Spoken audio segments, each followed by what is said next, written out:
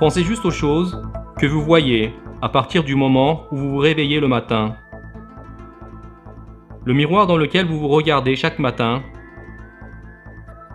la clé qui ouvre votre porte de voiture, les feux de signalisation le long de la route, les panneaux d'affichage, les voitures, etc.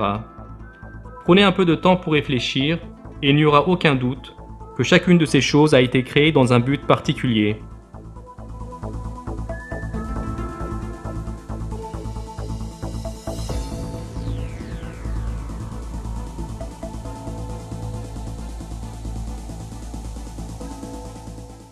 Personne ne pourrait dire que c'était une question de hasard, que tout était là où il devait être quand vous vous êtes levé le matin.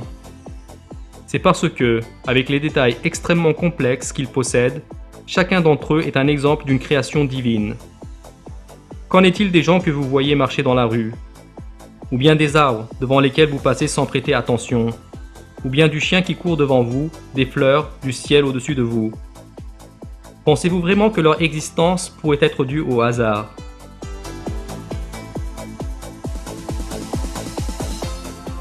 Celui qui pense avec sa raison et sa conscience, sans être sous l'influence d'une quelconque préconception, se rendra immédiatement compte que les êtres vivants et les gens ne peuvent pas être le travail du hasard. Ils comprendront que c'est Allah, l'Omniscient et le Tout-Puissant, qui crée tous les êtres vivants.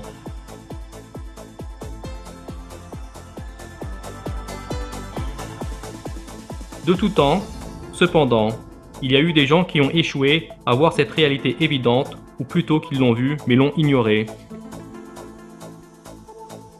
Ces gens sont parfois devenus professeurs, chercheurs ou paléontologistes, avec de longues années de formation derrière eux.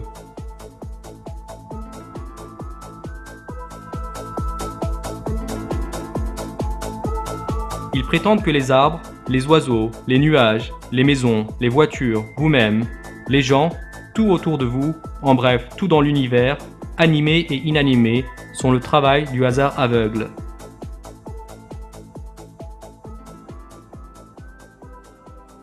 De la même manière, ces gens, tout au long de l'histoire, ont perdu toute rationalité pour être capables de considérer les totems et les statues qu'ils ont taillées de leurs propres mains comme étant divins et pensent que les statues faites de boue pourraient posséder la puissance créatrice.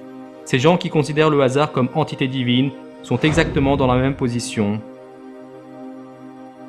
Allah se réfère ainsi à ces gens dans le Coran.